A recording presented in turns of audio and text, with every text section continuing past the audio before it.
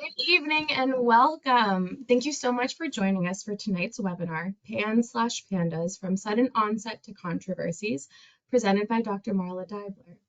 My name is Katie Delaney, and I'm the Family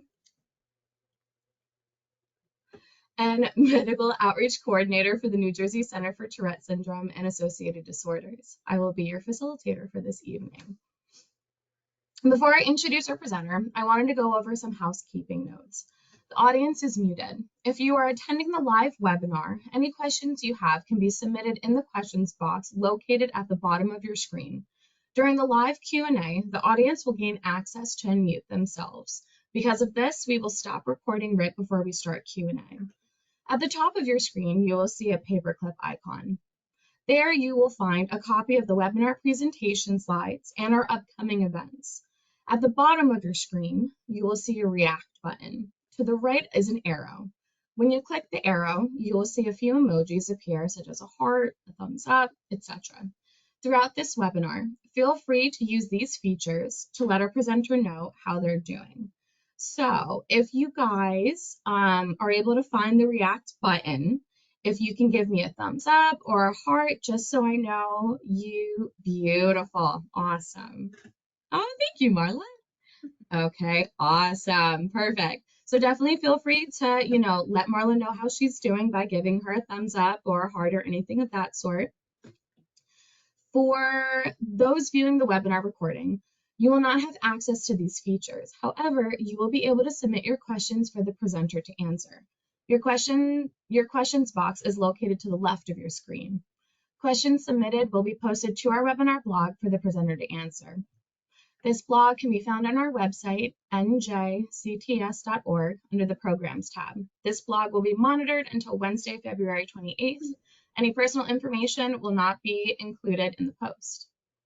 The New Jersey Center for Tourette Syndrome and Associated Disorders, its directors and employees assume no responsibility for the accuracy, completeness, objectivity, or usefulness of the information presented on our site.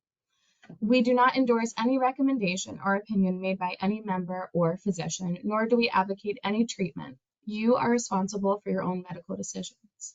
Now, it is my pleasure to introduce our speaker this evening, Dr. Marla Deibler. Dr. Deibler is a licensed clinical psychologist and board certified in behavioral and cognitive psychology. She is a founder and executive director of the Center for Emotional Health of Greater Philadelphia. Dr. Deibler serves on the faculty of the Behavior Therapy Training Institute and the International OCD Foundation. Dr. Deibler also serves as president of the board of directors of OCD New Jersey, the New Jersey affiliate of the International OCD Foundation. Visiting clinical supervisor at the Rutgers University Psychological Services Clinic, and as a member of the Executive Council for the Association for Contextual Behavioral Sciences, OCD Special Interest Group. That is a tongue twister. And with that, it is my absolute pleasure to hand the mic over to Dr. Deibler. Thank you so much. Thank you. Thanks, Katie. Thank you to everyone out there attending today or watching the video, and to everyone at NJCTS. I'm excited to be here to talk to you today about PANS and PANDAS. So I have a pretty ambitious agenda for us this evening. We're going to be talking about an overview of what PANDAS and PANS is, and a little bit about why the diagnoses are debated within the scientific community. We'll talk about the diagnosis and the treatment guidelines that are currently part of the guidelines for consensus treatment. We'll talk about assessment and intervention with emphasis on psychological interventions, and that is both individual and parent-based interventions. We'll talk about resources. I'll give you plenty of resources to learn more about PANS and PANDAS, as well as some references. So if you'd like to look up these guidelines yourself and read more about it, you can. So what exactly is PANS and PANDAS? So PANS and PANDAS have received a significant amount of media attention over the last 5 years or so. PANS stands for Pediatric Acute-onset Neuropsychiatric Syndrome, and PANDAS, which predates the acronym PANS, is Pediatric Autoimmune Neuropsychiatric Disorders Associated with Streptococcal Infections. And essentially what these syndromes are is a collection of symptoms that hang together in a particular way. We'll talk about in what way that is. There's a little bit of a difference in terms of the origin of the symptoms in PANS versus PANDAS. So in PANDAS, there's a clear cause. And specifically with PANDAS, it's the result of an immunological response that is maladaptive in response to streptococcal infection. Whereas in PANS, the cause or the disease mechanism may be less clear, may include other kinds of suspected infections or other kinds of underlying medical causes, as well as the possibility of an environmental trigger, such as a psychosocial cause of the psychiatric symptoms and the neurological symptoms. And so when we look at the syndrome overall, what we're really kind of talking about is a collection of symptoms that are the result of autoimmune-induced neuroinflammation or suspected neuroinflammation.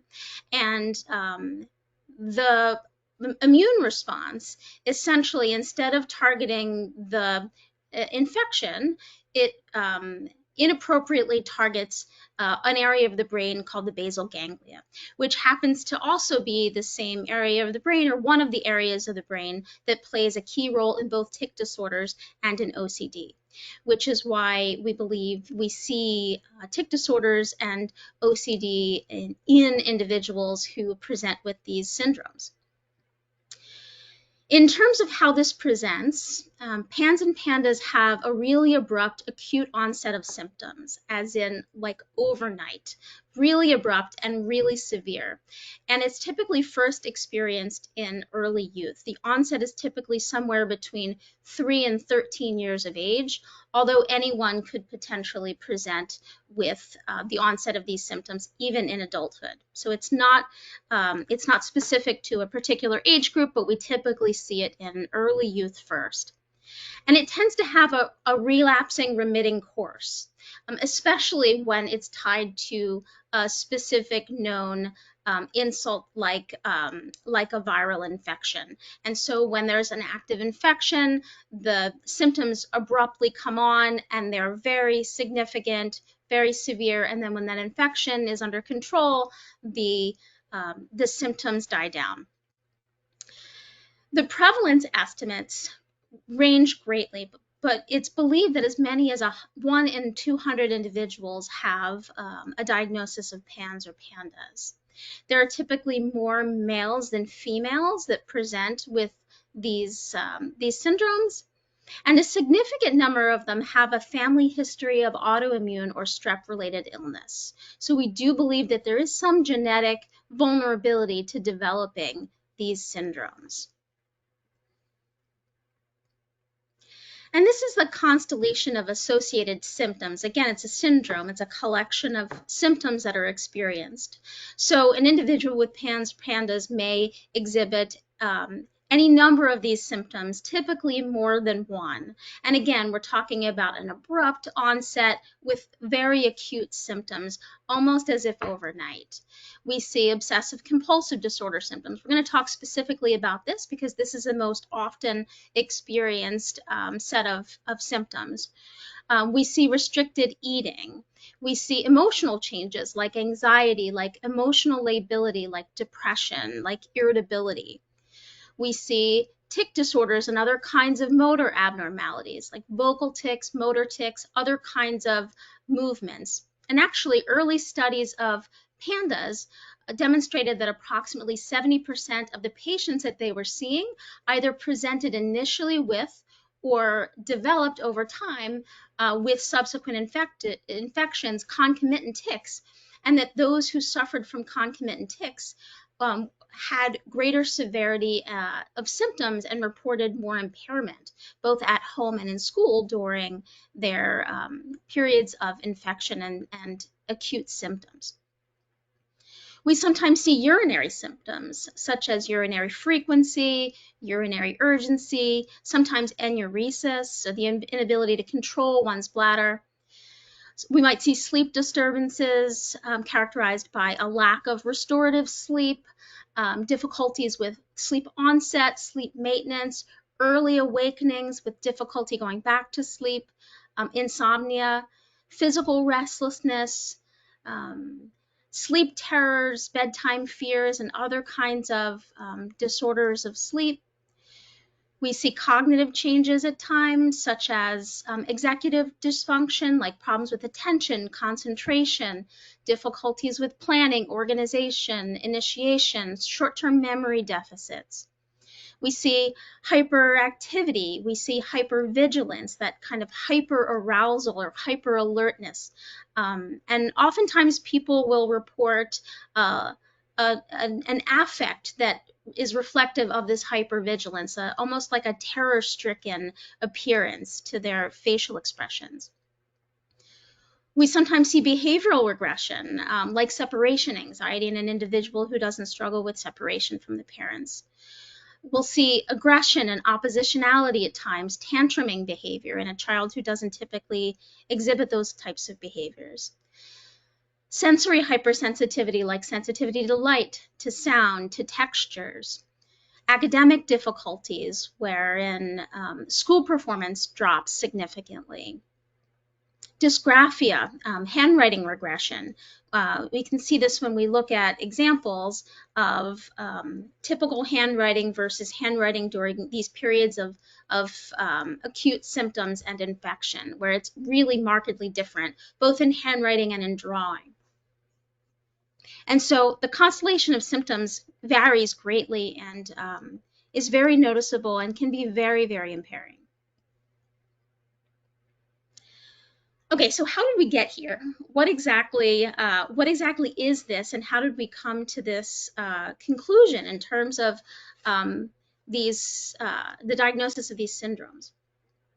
So PANS and PANDAS are currently considered overall an idiopathic disorder. In other words, they arise spontaneously, and the exact cause is typically unknown. However, there have been longstanding questions about the role of infection in psychiatric disorders. We're going to talk a little bit more about this in a little bit. And research for the past several decades have demonstrated a pretty robust relationship between tics and OCD in those with rheumatic fever and Sydenham's chorea. So rheumatic fever and Sydenham's chorea are complications of group A, strep infection, in which the infection attacks the central nervous system and specifically the basal ganglia, like we believe happens in PANDAS. And when that happens, it can create psychiatric symptoms and uncontrollable dance-like movements in Sydenham's chorea and rheumatic fever, and it can actually be quite dangerous if left untreated. There have also been decades of clinical observations associated with motor and psychiatric symptoms in Sydenham's chorea published in the literature that yielded this hypothesis in the 1990s in studying obsessive-compulsive disorder that perhaps group A strep infection could cause tics and or OCD, and that was termed PANDAS. The first time this was written about in the literature was a paper published by the individual who coined this, Dr. Susan Sweeto at the National Institute of Mental Health in 1998. And since this time, PANDAS has broadened to be more inclusive of other possible triggers, other possible infections, and environmental assaults to the nervous system that could potentially produce inflammation and these neuropsychiatric symptoms. Okay, so a little bit of a trigger warning for those of you who may have experienced PANDAS or PANS in your life. Because there is a little bit of a debate in the scientific field regarding the diagnosis and the treatment of PANS and PANDAS, those whose lives have been touched by PANS and PANDAS have had a very hard time getting the kind of treatment that they need. It's also quite complicated and quite challenging to treat effectively and to find a treatment team that is helpful. And so oftentimes, because there is a debate, individuals whose lives have been significantly impacted by this have found their experiences with the medical community to be mixed, sometimes quite invalidating of their experience. And so my intention is not to invalidate anyone's experience. It's to provide you with a little bit of information to help you understand the scientific debate and why there's a debate surrounding PANS and PANDAS. I'll be spending the remainder of our talk tonight talking about the consensus guidelines for diagnosis and treatment, and to talk about my experiences in working with PANDAS and PANS diagnosed patients. So to help you understand a little bit about what the critics have to say about PANS and PANDAS, there have been questions about prevalence estimates. Critics assert that the advocates for PANS and PANDAS may vastly overestimate its incidence because it's very difficult to diagnose. It's really a diagnosis of exclusion rather than a diagnosis of inclusion. There's not a specific test that can identify PANS or PANDAS. It's really quite complicated. We're going to talk about what is involved in fully assessing and diagnosing and properly treating these patients. But the question of accuracy of prevalence has been brought up as a concern by those who are skeptical. There's also a question of coincidental correlation, with the argument that given the high prevalence of strep infection and other kinds of infections in childhood, as well as the high prevalence of OCD and tic disorders and Tourette's, that there is a chance temporal association that is very likely to be made rather than a causal relationship. And they believe that PANS and PANDAS hasn't been scientifically substantiated in terms of this causal relationship, that these infections truly cause these symptoms. And they don't believe that there's enough research yet to meet what's considered to be the common standard of evidence for causality. And they add concerns that throat cultures and blood antibody tests may fail to distinguish between someone who carries strep infection and someone who has an active infection that can be problematic for someone. So the tests aren't there yet, really, to support these associations. And there's presently no means of reliably determining that causal relationship between infection and neuropsychiatric symptoms. So the diagnosis, again, remains one of exclusion, which for skeptics is still problematic. There have also been questions about the inadequacies of the existing body of treatment studies.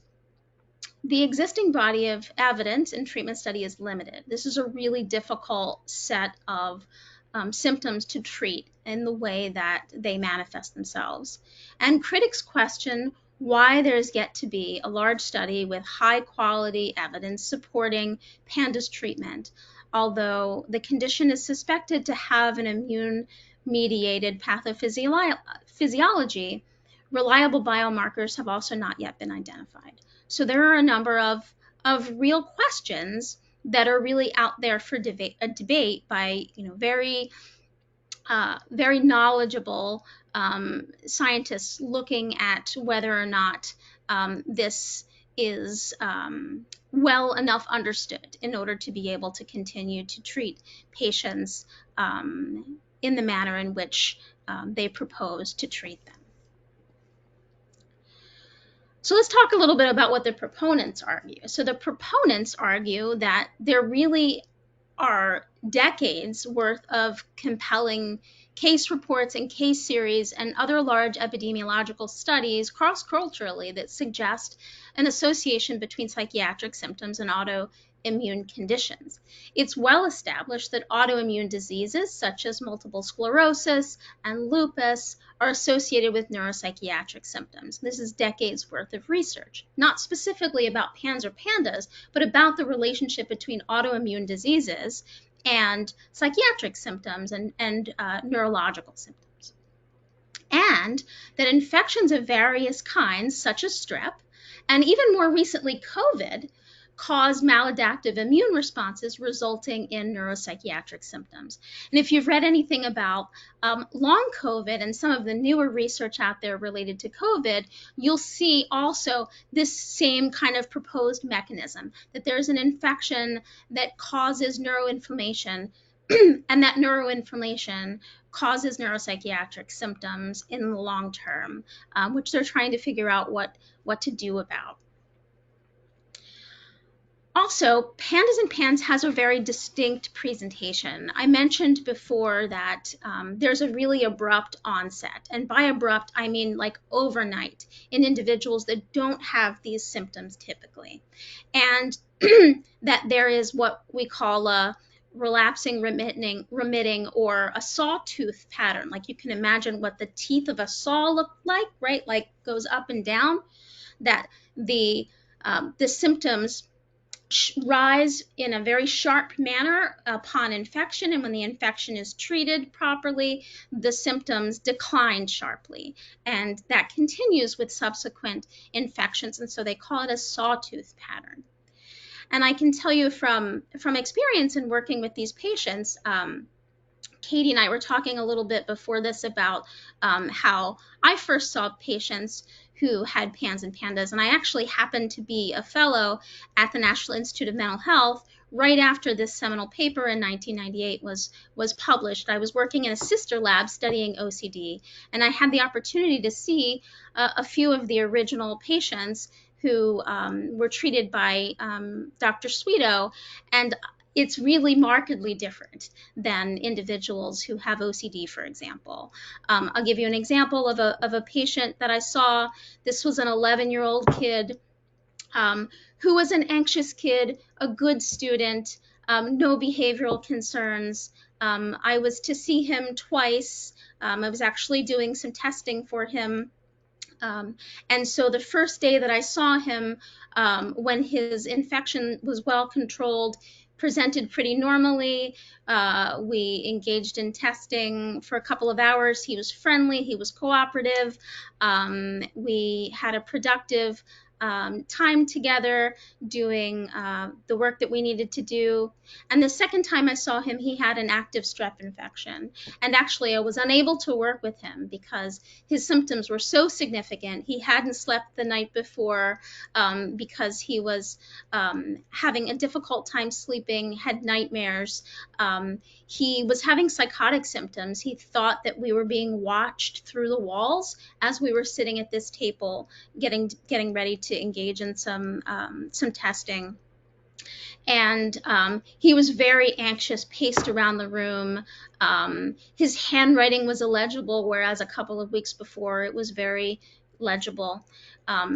And he was really having a really difficult time with identified strep infection at the time and treated with antibiotics. A number of days later, once the infection was under control, his symptoms had abated. He also had a difficult time getting to our session because he was so caught up in compulsions from his OCD symptoms that his parents had a very difficult time getting him in the car and getting him into the office. And so really overnight, symptoms become very acute and really debilitating. That's an example of what it looks like. So other things to consider. Many people have reported positive outcomes with treatments such as antibiotic therapy, as the patient that I described, plasmapheresis, and IVIG treatments. These are other kinds of medical treatments. We'll talk about that as a component of treatment for PANDAS in a few moments. That PANS and PANDAS can be viewed as a conceptual framework describing the etiological and phenotypical complexity of many psychiatric disorders, right? We're just starting to sort of consider the idea that different kinds of infections can cause inflammatory responses or autoimmune responses that become problematic, that result in a number of different kinds of physical symptoms as well as psychiatric symptoms. And this might be a good model for how to view other kinds of constellations of psychiatric symptoms. They acknowledge that yes, large-scale randomized placebo-controlled treatment trials do need to happen, but it's complex to and expensive to conduct multi-site treatment trials, especially when consensus treatment guidelines and diagnostic guidelines have to be kind of systematically set up and put in place in order to be able to study these things in a well-controlled manner. It's also important to remember the complex problems typically require complex solutions. So I'm going to talk about the treatment. It is really complicated. It can be very difficult to manage and quite stressful for families.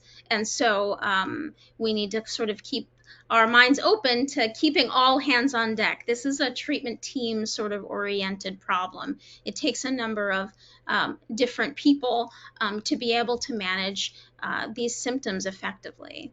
And one of the arguments that is made is that families need help now. We are just starting to be able to understand and think about psychiatric symptoms in this manner. And it's going to take quite a while probably to unpack, but families need help now. So we need to do what we can to be able to help their children and provide them with some relief. Okay, so let's talk about the treatment. What I'm going to be talking about now is the expert consensus guidelines for the clinical management of PANS and PANDAS that was published in 2017 and is updated periodically. There are references for this at the end of the presentation, so if you'd like to read these guidelines, you can, as well as some other important papers as well. It's important to begin with the idea that this is going to be a multidisciplinary assessment and treatment team, as I said, because there are a number of different disciplines that are really important here to consult with. There needs to be a really clear and comprehensive personal and family history taken. There needs to be a really thorough medical history and physical examination conducted, and medical tests potentially carried out as well, depending on the kinds of symptoms that the individual is having. It could be a range of different kinds of medical tests. There needs to be a rule out of a number of other possible underlying medical issues that can cause symptoms similar to the kinds that are presenting in PANS and PANDAS because of symptom overlap. So things that need to be looked at is they need to look at the possibility of autoimmune encephalitis or Lyme's disease or thyroid disease or celiac disease or lupus, Sydenham's chorea, which we mentioned earlier, Kawasaki's disease, Wilson's disease, acute rheumatic fever, right? These kinds of medical problems can present with the kind of symptoms that you can see in PANS and PANDAS. And so the individual needs to be assessed pretty thoroughly. There needs to be a neurological assessment as well for the same reason. There may need to be an infectious disease evaluation. There may need to be an assessment for immune dysregulation. There may need to be a genetics evaluation conducted. There needs to be a thorough psychiatric or psychological assessment, probably both in most cases, conducted, because there are also potential psychosocial causes of psychiatric symptoms that have to be ruled out, such as trauma or abuse or grief responses or other kinds of significant life events that can cause a significant acute onset of different kinds of symptoms. There needs to be a rule out or a rule in of different kinds of psychiatric disorders that may better explain the symptoms, like tic disorders or Tourette's, for example, OCD, different anxiety disorders like panic disorder. There might be social phobia, eating disorders. We might see substance abuse. We need to make sure that this isn't the result of a substance or addiction problem. a mood disorder like depression, like bipolar disorder, a psychotic disorder like schizophrenia. I know I described a young boy who had psychotic symptoms during his infections. Autism, ADHD, learning disabilities, personality disorders are sometimes associated with these presentations. ARFID, avoidant restrictive food intake disorder. So there are a number of different kinds of psychiatric disorders that need to be evaluated for to make sure that we fully understand what's happening. And this is what the treatment guideline looks like. So there are a number of components. The first component, the primary treatment, is treating the symptoms with psychoactive medications and psychotherapy, particularly cognitive behavioral therapy and supportive interventions. That's what we're going to be spending a lot of our time talking about tonight for the remainder of the session, since I'm a psychologist, and that's my role in the treatment team. The second component of treatment is removing the source of the inflammation with antimicrobial interventions. And the third is treating the disturbances of the immune system with immunomodulatory and/or anti-inflammatory therapies in cases where there's a clear relationship, clear evidence of neuroinflammation or post-infectious autoimmunity as the underlying cause of the symptoms, as in PANDAS.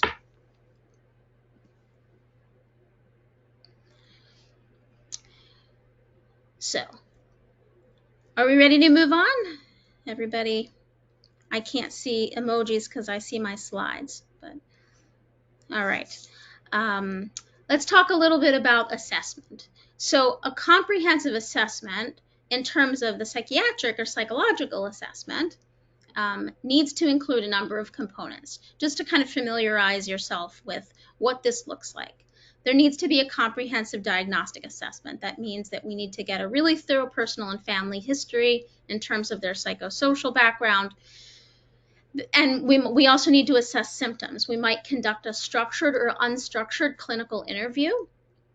We are probably going to administer some symptom measures to make sure we fully understand the kinds of symptoms that the individual is experiencing, such as giving the Yale-Brown obsessive-compulsive scale, the Y-box, or giving the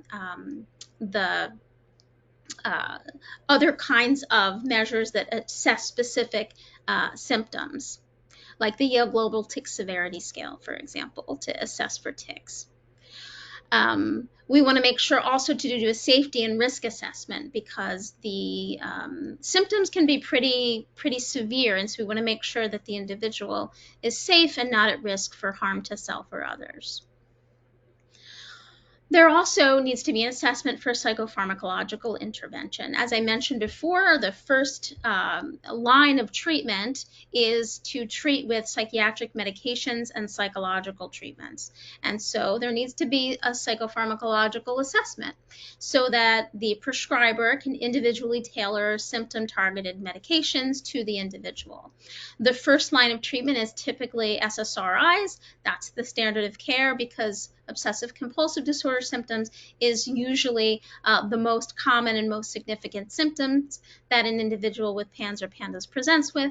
And then sometimes other medications are added on depending on the severity of the case, such as atypical neuroleptics or other kinds of medications to treat the symptoms that are presenting for that particular person. In terms of the psychological intervention, family support is really important. So the first thing that we need to make sure of is that the family, the parents, or the caregivers are really involved, and that we're meeting the needs in multiple spheres of their life, right? We want to be able to keep them as functional as possible, to keep them functioning in school, for example, keep them functioning at home with the family. And so we want to make sure that we provide the family with a good amount of psychoeducation. We want them to understand the treatment rationale, why as psychologists we're working from a particular lens, why we're going to be providing the kinds of services that we're going to be providing for their symptoms, establish expectations, make sure that they understand that the course of the illness is not typical of OCD, for example. This is a course that is going to kind of wax and wane, typically in that sawtooth pattern, but we're going to be treating the symptoms accordingly. We want to make sure we connect families to accurate, reliable sources. I will give you some at the end of this, so you will also be connected with accurate, reliable sources. We want to make sure that we engage in school communication, make sure that the school personnel understand what's happening with the family, and make sure that the family is connected to the school and the services that they need in school. That includes things like making sure that the child has appropriate academic accommodations via 504 plan, if they have a 504, or that they have appropriate academic modifications in the case that the child has an IEP or needs an IEP. We want to make sure that we as psychologists also work with the family to help any teachers necessary with behavior planning in the classroom, to make sure that we provide the kinds of plan that a teacher will need to be able to maintain that child's functioning in the classroom in the least restrictive environment. We may want to conduct a functional behavior analysis, or even call in consultation from the school's BCBA and engage any kind of therapeutic services in the school setting that may be helpful to the child, again, to keep the child in school as much as possible and functioning as highly as we can during their moments of their symptoms exacerbations. We want to make sure we have ongoing close communications, which is really important, between the school and the treatment providers and the parents, to make sure that they're tailoring at school any school-based interventions based on what's happening at home, right? Because there's a fluctuating course, there's a lot more that needs to be done in terms of coordinating care and making sure that the child continues to function well in all settings. Okay, so to help you understand the psychological interventions, just some base foundations of cognitive behavioral therapy. Cognitive behavioral therapy for anxiety in general, but OCD as well, because we're talking about OCD symptoms in particular here, is based on the idea that thoughts, feelings, and behaviors are all interrelated in either an adaptive or maladaptive way, and that we can shape behavior based on understanding the sequence between antecedents, that's the things that make behavior more likely or less likely to occur, the behavior itself, and then the natural consequences of the behavior. And that makes the antecedents and that pattern more or less likely to be carried out again. And cognitive behavioral therapy for anxiety disorders in general typically involves psychoeducation, as we talked about, correcting erroneous thought patterns, and exposure therapy. Exposure therapy is essentially confrontation with anxiety-provoking stimuli in a controlled, systematic manner, and eliminating compulsions or other kinds of avoidance behaviors so that we can increase an individual's functioning. So what is OCD? You probably know what OCD is, but we'll talk about it briefly. Obsessions are recurrent, persistent thoughts, images, or urges that are intrusive, unwanted, and distressing. They are typically identified as a product of one's mind.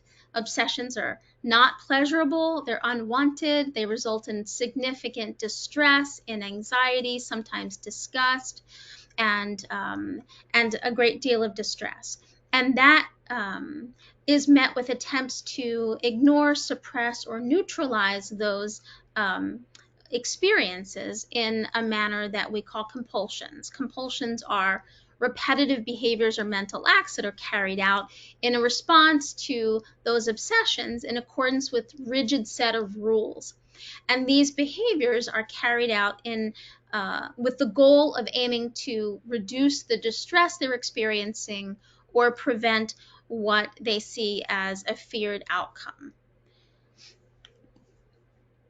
And so the anxiety cycle essentially looks like this. There is initially some sort of internal or external trigger. For example, an individual who perhaps closes a door and has an intrusive thought that there are germs on the door, they then misappraise this occurrence as being potentially harmful, thinking perhaps I have gotten germs on my hand from touching this doorknob, and now I'm going to get sick and perhaps infect other people, and then they experience heightened anxiety as a result, and that's difficult to tolerate, so they engage in escape or avoidance behaviors or other ways to try to bring down their level of arousal and anxiety and make what they're fearing will be the outcome less likely to happen, or perceived outcome less likely to happen. And so they might do something like hand washing, for example, which provides them with temporary relief, and but unfortunately also reinforces the cycle. So they learn that this was effective. This was an effective way to deal with this particular anxiety in this situation. And so the next time they have an intrusive thought like this, they're more likely to engage in that kind of behavior to try to bring them back down to a level of greater comfort. And so what we do in terms of treatment is we do a particular kind of exposure and cognitive behavioral therapy called exposure and response prevention, or ERP. ERP is a systematic treatment that involves intentionally confronting obsessions, those thoughts, images, and urges that an individual experiences. That's the exposure, and then helping them to refrain from behaviors or reduce behaviors, the compulsions that are attempts to avoid or resist or reduce their distress. That's called response prevention. And what this does is, with repetition, this helps the individual to learn that the anticipatory anxiety is often greater than the distress associated with the stressor. They learn that they can tolerate distress. They learn that anxiety is temporary and that it does dissipate even if they don't engage in the compulsive behavior. They learn that the feared outcome rarely occurs, if it ever occurs, and they learn that they can tolerate and get through. And that becomes stronger the more they engage in these exposures and refrain from the compulsions. In other words, the more they do that which causes them distress, the easier it becomes to do that thing. And research on ERP, specifically with PANS and PANDAS, shows that not only do they benefit during a flare, but the results carry over from one exacerbation to subsequent flares. So we see longitudinal benefit from engaging in exposure and response prevention, even with this sawtooth pattern that is clearly connected to an autoimmune response. We also help parents to understand the role that accommodations play. And so what I mean by accommodations are essentially any kind of behaviors that are carried out to avoid upsetting or distressing an individual in the family and to help maintain the family's functioning. So for example, no parent wants to see their child suffer. It's very hard to see your child suffer as a parent, and parents want to maintain the family's functioning, right? Do whatever we have to do to get on with things, to help things function as normally as possible. And so parents will engage in all sorts of different kinds of what we call accommodations. They essentially help the anxiety in order to maintain the family's functioning. And that has short-term benefit in that it does help move the day along, and it does reduce the distress more immediately, but the long-term cost is it unintentionally reinforces the anxiety and actually helps maintain it over time. There are a number of different kinds of accommodations that families engage in, such as giving reassurance or advice, like telling a child that everything will be okay, for example, or providing them with information, arguing against OCD's feared outcomes. Let me tell you why you're fine. This is going to be okay. Inviting confessions, like offering to be an ear for OCD's worries, or providing a child with the opportunity to debate with anxiety.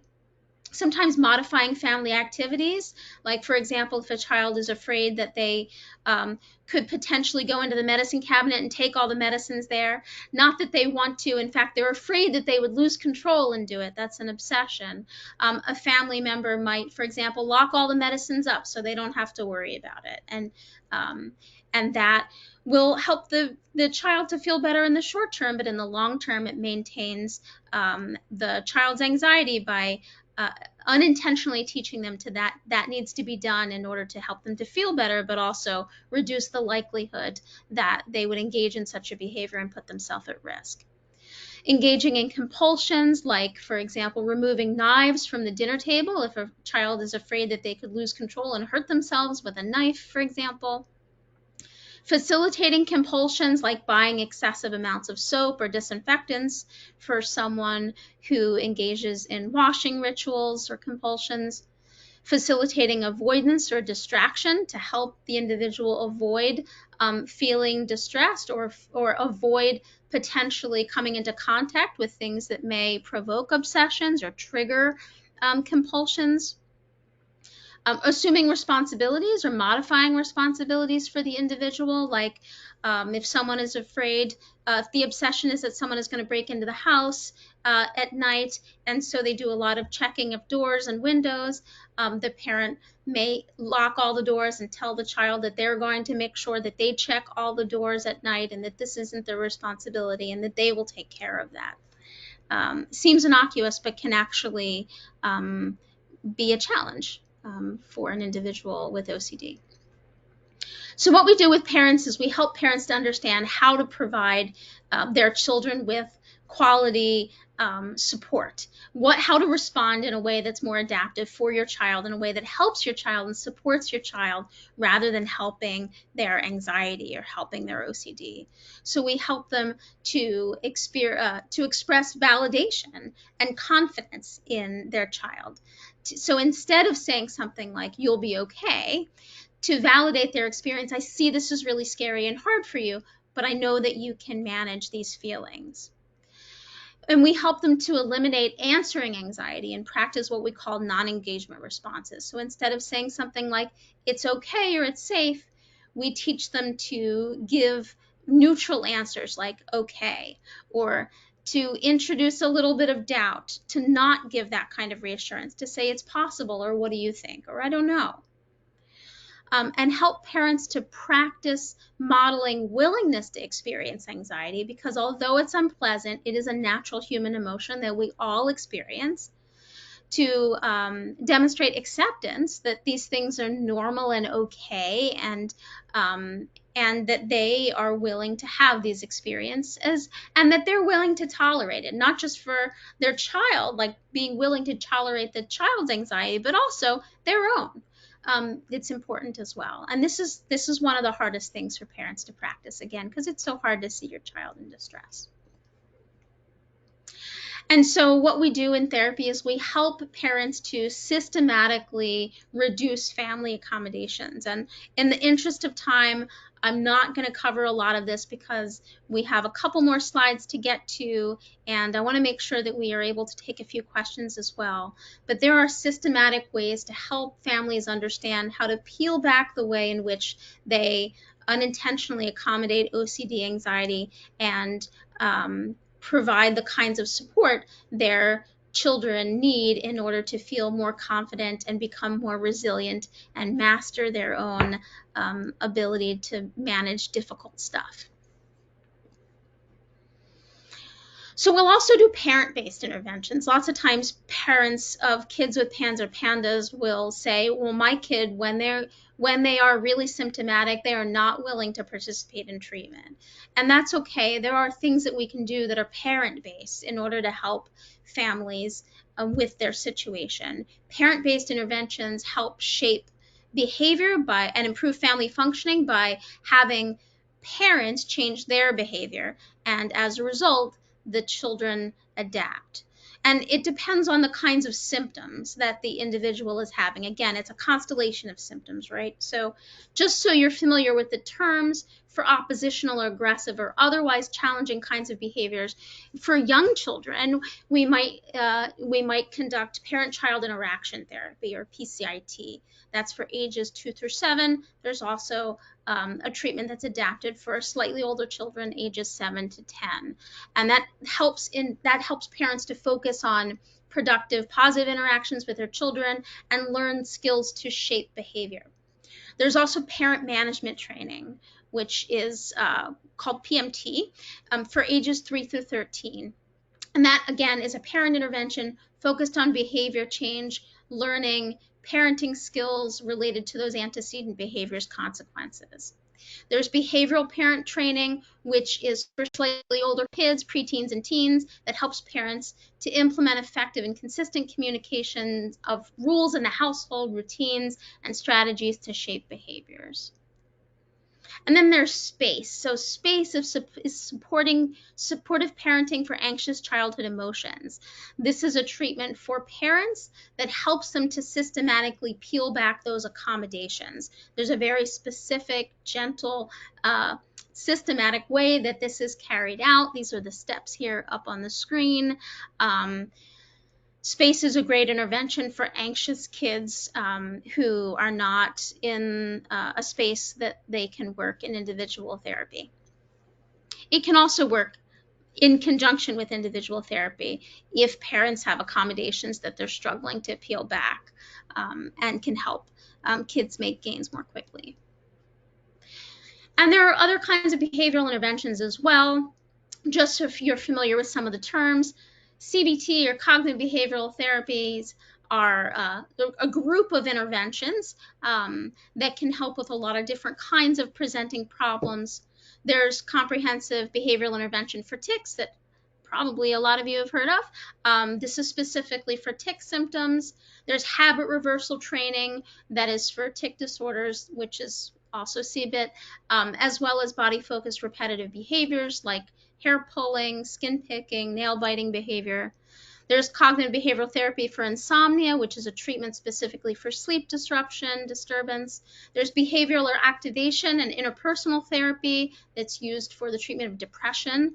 There's organizational skills training that's helpful for individuals to learn compensatory strategies for ADHD and for executive functioning difficulties.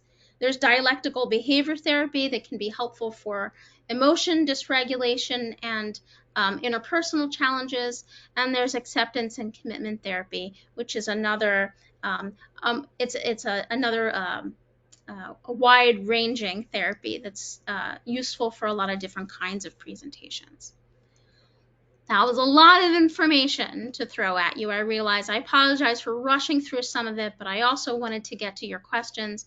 There are some resources here. Here are some really reliable websites that have information about PANS and PANDAS, also networks of providers of various disciplines that are educated in PANS and PANDAS that can provide assessment and treatment. And then there are also some references. The references in red are those more recent consensus diagnostic and treatment guidelines, and some other references that are interesting reads as well. Awesome. Well, thank you so much, Marla. Okay, so before we start Q&A, I'm going to be stopping the recording. For those watching the recorded version, thank you so much for attending. There will be an exit survey, which we appreciate you completing. An archive recording of this webinar will be posted to our website, njcts.org, under the Programs tab. All questions submitted during the recorded viewing will be posted to the blog for the presenter to answer. This blog will be open and monitored until Wednesday, February 28th. Any personal information will not be posted. Our next presentation will be Hypnosis, Harness the Power of Your Mind, presented by Tracy Blank. It's scheduled for Wednesday, March 20th at 7 p.m. with the recording the following day, Thursday, March 21st at 2 p.m. We offer professional development certificates for school professionals and school nurses that attend the live or recording of the webinar. To register for either time, please visit njcts.org/webinars. And with that, I'm going to stop the recording.